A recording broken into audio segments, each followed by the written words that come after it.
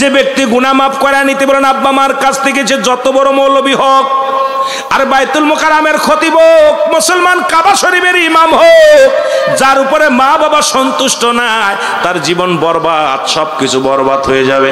এই জন্য আব্বা মা মুসলমান শুনে নাও আমার বাজানেরা, এক নম্বরে পিতামাতার হক যদি নষ্ট করে যাও, 14টা হক হলো পিতামাতার, তার মধ্যে 14টার মধ্যে 7টা হলো জীবিত থাকতে, 7টা হলো মরণের পরে। মুসলমান শুনে নাও, যারা পিতামাতার কাছ থেকে গুনাহ মাফ না চেয়ে নিতে পারলো এদের মতো কপাল পোড়া কেউ নাই, অভিশপ্ত জাতিরা। 2 নম্বর হলো মাহে রমজান মাস পেয়ে যিনি গুনাহ মাফ করাইতে নিতে পারলো না, মাহে রমজান মাসের মুসলমান পবিত্রতা রক্ষা করতে পারলো না, এর মতো কপাল পোড়া দুনিয়ার মধ্যে কেউ নাই। আর এক শ্রেণী হলো মুসলমান যারা রাসূলের দুরূদ শরীফ পড়িয়া রাসূল পাক সাল্লাল্লাহু আলাইহি সাল্লাম নাম শোনা পর যারা রাসূলের দুরূদ পড়লো না, সাল্লাল্লাহু আলাইহি সাল্লাম পড়লো না, এরাও যেন ধ্বংস হয়ে যাবে। জোরে জোরে চিল্লায় বলো আল্লাহু আকবার। আর একটু জোরে বলো। সুতরাং মাহে রমজান মাস সামনে আমাদের আসতেছে, পবিত্রতা রক্ষা করার দরকার আছে কিনা? আরো জোরে বলেন আছে কিনা? এই মাহে রমজান মাসে আমরা যারা যাকাত আছে যাকাত গুলো পরিশোধ করব। অল্প কয়েক মিনিট কথাগুলো বলে যায়, যেহেতু আগামীকাল আর তো ওয়াজ হবে না, মাহফিল হবে না, যত আমি আল্লাহর কাছে বলতে পারি আল্লাহ মাহে রমজানের আগে একটা ওয়াজ হয়েছিল, কিছুটা টাচ দিয়েছিলাম, রমজান বিষয়ে কথা বলেছিলাম। মুসলমান শোনো, আমরা 30টা রোজা রাখবো নিয়ত করেছি, কে কে একটু হাত তোলেন। 30টা রোজা রাখবেন, জোরে বলেন আল্লাহু আকবার। আল্লাহ আমাদের কবুল করো, 30টা রোজা রাখার তৌফিক দান করো, জোরে বলেন আমিন। তবে মা বোনেরা যারা ওয়াজ শুনতেছেন, আপনাদের জন্য একটা শুভ সংবাদ দিয়ে যায়, যখন আপনার রোজা রাখবেন 1 নাম্বার 3টা আমল করলে তো জান্নাতে যাবেন। তার মধ্যে 1 নাম্বার হলো ফরজ নামাজ এবং ফরজ রোজা। এই ফরজ রোজা যদি আপনাদের কোনো রকম হায় নিপাত আসে, খবরদার কোনো ওষুধ খাওয়া বন্ধ করবেন না। অনেক মা বোন আছে চিন্তা করে 30 রোজা রাখবো, ওষুধ খাবো, এই ভুলটা খবরদার করবেন না, এই ভুলটা খবরদার করবেন না। আরে আমি হিসাব করে মিলায় দেখলাম পৃথিবীর মধ্যে প্রত্যেক আমরা মার্ডার কেসের আসামি, কারণ যত সন্তান হত্যা করেছি এইগুলো যদি আমার রব্বে কারিম ধরে, এরপরে তো আল্লাহর আদালতে জবাব দিতে পারবো না। আমার ভাইয়েরা, যদি কোনো মা বোন রোজা ভেঙে যায়, শোনো, যদি হায়াত আছে, ঋতু আছে, সঙ্গে সঙ্গে রোজা নামাজ দুটোই ছেড়ে দিবে, শুধু ফরজ রোজাগুলো পরবর্তী সময় কাজা আদায় করে নিবে, কাজা কোনো নামাজ আদায় করা লাগবে না। যেহেতু সামনে রোজা, কয়েকটা কথা বলে আমি মূল আলোচনায় চলে যাব। আমার বাবারা, জোরে জোরে চিল্লায় বলা যাবেন আল্লাহু আকবার। বাবারা, আপনারা কিন্তু আপনাদের জন্য কোনো মাপ নাই, পুরুষের জন্য কোনো মাপ নাই। সাবাল্যক আর সাবাল্লিকা যখন সাবাল্যক হয়ে গেছেন, কোনো মাপ নাই। সফরে আছেন, 4 জায়গা 2, আপনি পড়তে পারেন না, বইয়া পড়েন না পারেন, দাঁড়ায় পড়েন না পড়েন, হুইয়া পড়েন না পড়েন, ইশারায় পড়েন, কিন্তু নামাজ পুরুষের জন্য কোনো মাপ নাই। জোরে বলেন ঠিক কিনা? মাপ পাবেন কেমনে বলেন? কাপড় ঠিক নাই, কাপড় পরিষ্কার নাই, মাপ নাই, কোনো কৈফিয়ত চলবে না। পুরুষের জন্য কোনো জবাব দিতে পারবেন না, কারণ নামাজ একমাত্র মহিলাদেরকে আল্লাহ মাফ করছে, আপনাদের কোনো মাফ করে নাই। জোরে বলেন ঠিক কিনা? কুমায়া দিছে, কম বেশি করছে, তাই বিলে মাফ করে নাই, ঠিক কিনা? দাঁড়ায় পড়তে পারো না, বয়া পড়, বয়া না পড়তে পারলে হুইয়া পড়, হুইয়া না পড়তে পারলে ইশারায় পড়, তবু পড়, আদায় কর, সালাত আদায় কর। আল্লাহু আকবার বলো, আর একটু জোরে বলো আল্লাহু আকবার। এ মুসলমান, এই মাসে আপনারা যাকাতটা দিবেন। 1 নম্বরে যাকাত পরিশোধ করবেন। উত্তম মাস, যাকাতের নিসাব পরিমাণ মাল সেটা হলো 7.5 তোলা স্বর্ণ, 52 তোলা রূপা। এই পরিমাণ মালের নিসাব জানি মালিক হয়ে গেছেন, অবশ্যই অবশ্যই হিসাব করবেন। ইমাম সাহেবের কাছে বসবেন, ইমাম সাহেবকে বলবেন, হুজুর, আপনাদের হুজুরকে বলবেন, হুজুর এইটা আমার এত মাল, এত টাকা আছে, এটা কেমনে বোঝায় দিব? ইমাম সাহেব হুজুর হিসাব করে দিবে, এরপরে আপনি যাকাত দিবেন। ইচ্ছা মতো দিবেন না। আপনি হইছে 10 লাখ টাকা যাকাত দিবেন, 1 লাখ টাকা চলবে না, এই মস্তানি চলবে না। কিয়ামতের ময়দানে এইগুলো সাপ বিচ্ছু হইয়া আপনাকে এমন কামড় শুরু করে দিবে, এমন যন্ত্রণা দেয়া শুরু করবে, এগুলোর জন্য আপনি জাহান্নামে চলে যাবেন। জোরে বলেন ঠিক কিনা? আর দুনিয়ার বালাখানা কি করবেন? আল্লাহ কয় কুল্লু মান আলাইহা ফান, আল্লাহ কয় বান্দারে সব কিছু চূর্ণ বিচ্ছিন্ন করে দিব। এই জমিনের মধ্যে যা কিছু আছে সব কিছু আমি চূর্ণ বিচ্ছিন্ন করে দিব। এই জমিনের মধ্যে মাটিগুলো পুড়ায় তামা বানায় দিব। জমিনের মধ্যে যত পানি আছে সব পানিগুলো পুড়ায় ছাই বানায় দিব। যেদিন কিচ্ছু বলতে কিচ্ছু থাকবে না, সেদিন থাকবো শুধু আমি আল্লাহ। সুতরাং কার জন্য ঘুষ খাও, কার জন্য সুদ খাও, কার জন্য এত বাড়াবাড়ি করার মন, সব ফেলে থুয়ে চলে যেতে হবে, সেই চিন্তা কার আপনাদের ভিতরে আছে? আমি হলাম মুসলিম জিন, আমি জিন জাতির সর্দার। হুজুর আমি যখন আসতেছিলাম দেখি ওই অলিদের পুতুলের মধ্যে, স্বর্ণের পুতুলের মধ্যে একটা দুষ্ট জিন, একটা কাফের জিন প্রবেশ করেছে, অমুসলিম জিন প্রবেশ করে ওই পুতুলের ভিতর থেকে আওয়াজ দেয়, অসংখ্য মানুষ ঈমান হারায় ফেলেছে, অলিদের প্রতি ঈমান এনে ফেলেছে, ইয়া রাসূলুল্লাহ, ইয়া হাবিবাল্লাহ। আমি আসতেছিলাম তখন দেখি এই কাণ্ড। আমি ওই পুতুলের ভিতরে ঢুকে ওই দুষ্ট জিনকে হত্যা করে ইয়া রাসূলুল্লাহর ভিতরে আমি বসেছিলাম। যখন অলিদ বলেছে, পুতুলেরকে বলছে, পুতুল রে তুমি বলে দাও তোমার খোদা মুহাম্মাদের ধর্ম বিষয়, ইয়া রাসূলুল্লাহ, ইয়া হাবিবাল্লাহ। তখন ওই পুতুল বলে না, ওই পুতুলের ভিতর থেকে আমি মুসলিম জিন কথা বলেছিলাম। জোরে জোরে চিল্লায়া বলা যাবে না সুবহানাল্লাহ।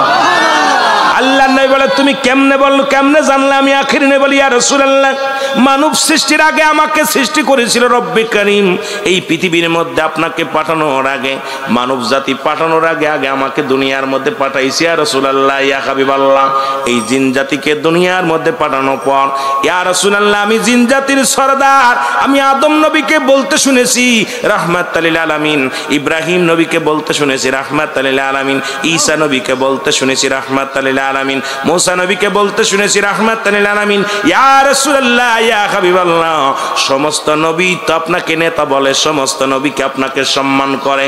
সুতরাং আমরা জিন জাতির নবীও আপনি, শুধু মানবের নবী নয়, দানবের নবী। এ আমার ভাইরা, আমার বন্ধুরা, আমার এই জন্য মানব জাতির নবী শুধু আমার নবী, আমার আপনার নবী নয়, যিনি হলো কুল কায়নাতের নবী। জোরে বলেন ঠিক কিনা? আসমানের নবী, জমিনের নবী, আকাশের নবী, বাতাসের নবী, চন্দ্রের নবী, সব জাতির নবী হলো রাহমাতাল লিল আলামিন। সেই নবীর ভালোবাসা যার অন্তরে যতটুক, তার ঈমান বলতে ততটুক। নবীর প্রেম ভালোবাসা যার অন্তরে নাই, তার ঈমান বলতে কিছু নাই, সরাসরি বেঈমান। আল্লাহ আমাদের নবীর ভালোবাসা অর্জন করার তৌফিক দান করো। জোরে বলেন আমিন। আর সেই রাসূলুল্লাহ নামাজের গুরুত্ব দিছে কি দেয় নাই? সেই রাহমাতুল লিল আলামিন বললেন, সাহাবীরা রে, আমি তোমাদের এমন একটা আমল দিব যে আমি নবী তোমাদের হাত ধরে জান্নাতে নিব। রাসূলুল্লাহ বললেন, সাহাবীরা রে, তোমরা শুনে নাও। শোনো, হলো যে ব্যক্তি 5 ওয়াক্ত নামাজ, 5 ওয়াক্ত সালাত সময় মতো ওক্ত মতো আদায় করতে পারবে, আল্লাহর নবী তার হাত ধরে জান্নাতে নিবে। জোরে বলেন মারহাবা। এখন রাসূলুল্লাহর সঙ্গে জান্নাতে যেতে চান কে কে? একটু হাত তোলেন। যে ব্যক্তি 5 ওয়াক্ত সালাত, 5 ওয়াক্ত নামাজ সময় মতো ওক্ত মতো আদায় করতে পারবে, আমি নবী তার হাত ধরে জান্নাতে নিয়ে যাব। যেহেতু শাবান মাস, সামনে মায়ে রমজান মাস, এই রমজান মাসের গুরুত্ব অনেক, ফজিলাত নামাজের গুরুত্ব। মুসলমান এমনি নামাজ যখন আদায় করবেন 27 গুণ সব, যখন একাকার নামাজ পড়বেন, আর এই মসজিদে যখন নামাজ পড়বেন, একাকার নামাজ পড়ার চাইতে 27 গুণ সব বেশি হবে। আর আল্লাহ রাব্বুল আলামিন মাহে রমজানের খাতিরে ওই 27কে 70 গুণ দিয়া দিছে, কারণ কোন ব্যক্তি 70 গুণ সব তার বেশি আমল নামায় লেখা হবে। জোরে জোরে চিল্লায় বলেন মারহাবা। আমার মুসলমান গভীর মনোযোগ। মাহে রমজান মাসে 3টা ভাগ করেছে। একটা হলো রমজান মাসে রহমত, মাগফিরাত, নাজাত, ঠিক কিনা? জোরে বলেন ঠিক কিনা? এই মাহে রমজান মাসের প্রস্তুতিমূলক মাস হলো শাবান মাস। প্রস্তুতি হতে হবে। কেমন প্রস্তুতি? আগামী কাল থেকে ফজর থেকে নামাজ আর ছাড়বো না, কারণ মায়ে রমজান মাসে তো নামাজ পড়তেই হবে। আগামী কাল থেকে 1 ওয়াক্ত নামাজ আর কাজা করব না। মুসলমান শুনে নাও। আর এই যত বাজার, যত রমজান মাসে কেনাকাটা লাগে, সব কিছু যদি পারেন আপনি আগে করাই করবেন, যাতে করে বাজারে না যাওয়া লাগে। রমজান মাসটা আবদ্ধ থাকবেন, কারণ শিকল দিয়া শয়তানকে বন্দী করা হয়। তারপরে এখন বলতে পারেন, হুজুর তারপরে কেন অন্যায় হয়? হয়, কারণ মানব শয়তান, জিন শয়তান, নফস শয়তান, খবিস শয়তান আর শয়তান, শয়তানের শয়তানি, মুনাফিকের মুনাফিকি সগল করে সগল করি। এই যে খারাপ আত্মাগুলো যেগুলো থাকে এগুলো আপনার নষ্টের মূল, এগুলো আপনাকে সারা জীবন পরিচর্যা করছেন, এই জন্য ইরাই পরিচালনা করে আপনাকে। জোরে বলেন ঠিক কিনা? আমার ভাইয়েরা, আমার বন্ধুরা, আমার সালাতটা আদায় করবেন, 5 ওয়াক্ত সালাত। রাজি আছেন? জোরে বলেন রাজি আছেন? আমি ওদিকে পরে যাই, একটু দূরে ঘুরে আসি। রাসূল বললেন, বলা পর রাসূলের সাহাবী নাম হলো আব্দুল্লাহ আনসারী।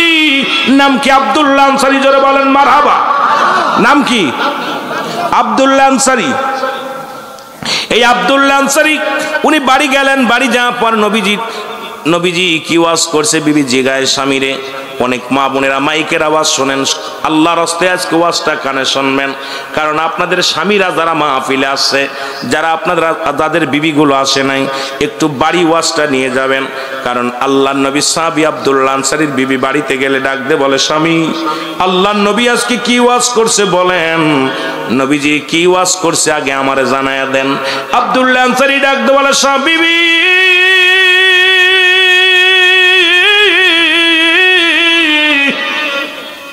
রাহমাতুল লিল আলামিন ওয়াজ করছে, কোন ব্যক্তি যদি 5 ওয়াক্ত সালাত, 5 ওয়াক্ত নামাজ সময় মতো আদায় করতে পারে, আল্লাহর নবী তার হাত ধরে জান্নাতে নিয়ে যাবে। বিবি ডাক দে বলে, স্বামী ও প্রাণের স্বামী, আপনার কাছে একটা দাবি আমি করব। জীবনে কোনোদিন আমি স্বর্ণের দাবি করব না, খানার দাবি করব না, বাড়ির দাবি করব না, গাড়ির দাবি করব না। আপনি আমাকে একটু সুযোগ করে দিবেন, আমিও যেন সময় মতো 5 ওয়াক্ত সালাত আদায় করতে পারি। জোরে বলেন মারহাবা। কিয়ামতের ময়দানে আপনি নবীর সঙ্গে জান্নাতে যাবেন, আমাকেও সঙ্গে নেবেন।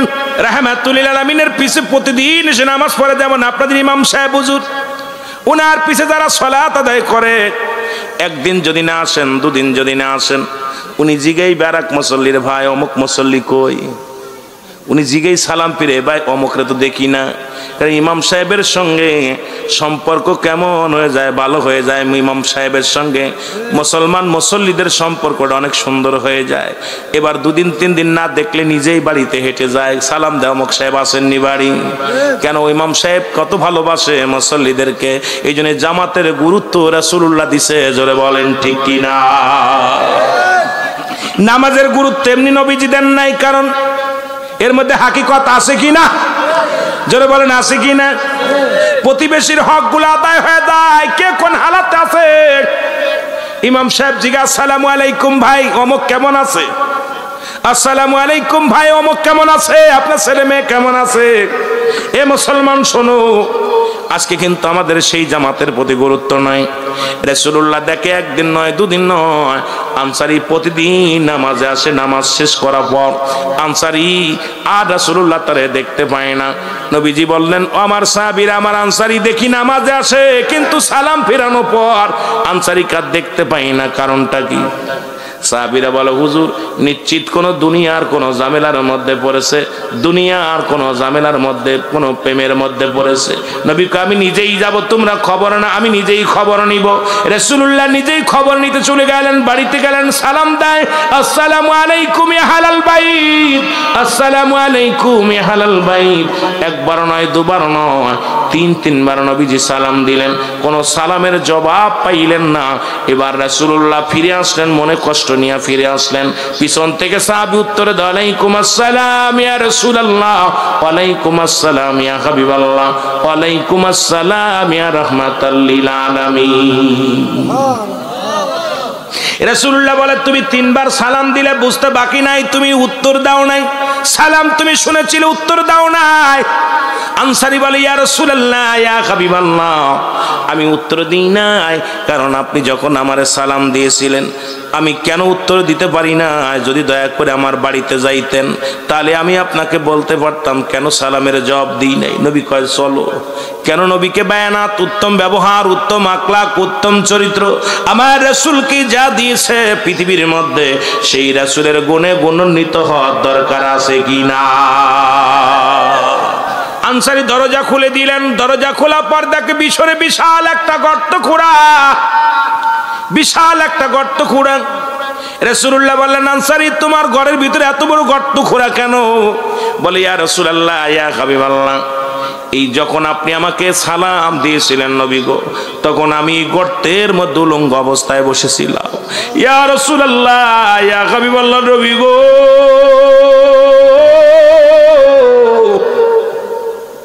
এই কারণে আমি সালামের জবাব দিতে পারি নাই।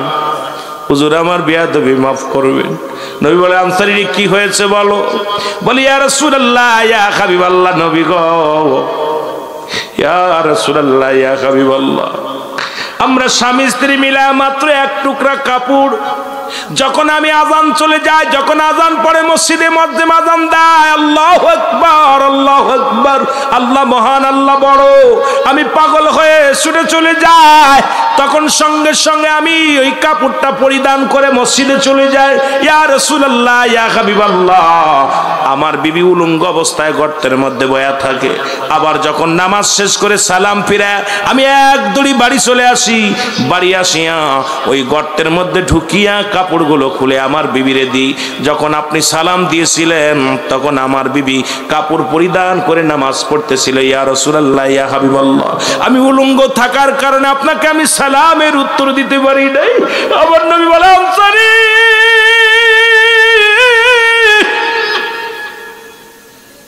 তুমি কি শুনাইলা, তুমি কি শুনাইলা? আনসারী বলে, নবী গো, আমাদের স্বামী স্ত্রী মিলে মাত্র একখানা কাপড়। ইয়া রাসূলুল্লাহ, ইয়া হাবিবাল্লাহ, আপনি ওয়াজ করেছিলেন যে ব্যক্তি 5 ওয়াক্ত সালাত, 5 ওয়াক্ত নামাজ সময় মতো ওয়াক্ত মতো আদায় করতে পারে, আমি নবী তার হাত ধরে জান্নাতে নিয়ে যাব। আমার বিবি আমার কাছে দাবি করে, নবী গো, আমি যেন 5 ওয়াক্ত সালাত সময় মতো আদায় করতে পারি। এই কারণে নবী গো, যখন সালাম ফিরায় দৌড়ায় বাড়ি চলে আসি, বাড়ি আসে কাপড়টা খুলে দিয়ে আমার বিবি নামাজে দাঁড়ায় যায়। আমার নবী ডাক দে, আনসারী আয় আয় আয়, আমি নবী কথা দিলাম রে, আমি নবী কথা দিলাম, ইয়াউমুল কিয়ামতের ময়দানে তোদের স্বামী স্ত্রী দুজনকেই নিয়ে আমি নবী জান্নাতে যাব। জোরে বলেন মারহাবা।